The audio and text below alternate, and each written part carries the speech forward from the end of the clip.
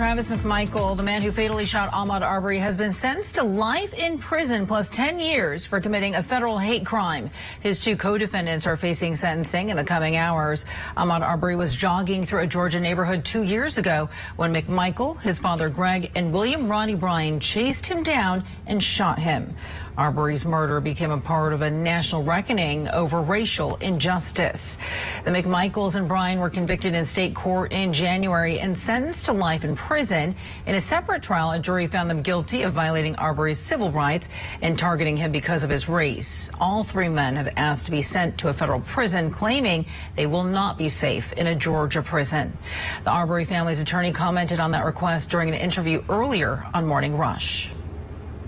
I think the law requires that they stay where they were first sentenced. The state of Georgia sentenced these men to life without the possibility of parole, and they owe that debt to the state of Georgia before any federal sentence takes precedent. However, I do applaud the United States Department of Justice and all the attorneys who have worked so diligently to obtain these convictions. What they create is a safety net for us, that if there's an appeal or some sort of decision that overturns the state court decision, these men will still have to resume their time in federal prison as well.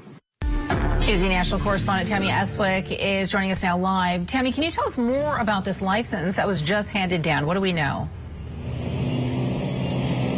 Well, I can tell you from being inside that courtroom today, McMichael was quiet, not uttering a word, even when a judge asked him if he had anything to say. Instead, he rocked nervously back and forth as he listened to the judge hand down that life sentence to him. However, his attorney did spend time, Veronica, pushing for him to get into a prison facility with the feds. Instead, as you heard, as we've just learned, that he will be sentenced to a Georgia state prison facility instead. And this is exactly what the family was hoping for. They said in court that they wanted him to get the maximum sentence and said that, quote, Ahmaud did not have an easy life after what they did to him, and they wanted to make sure that McMichaels did not have an easy life either. Ahmaud's parents also spoke outside of the courthouse, where they talked a lot about the fact that the McMichaels have not shown much remorse.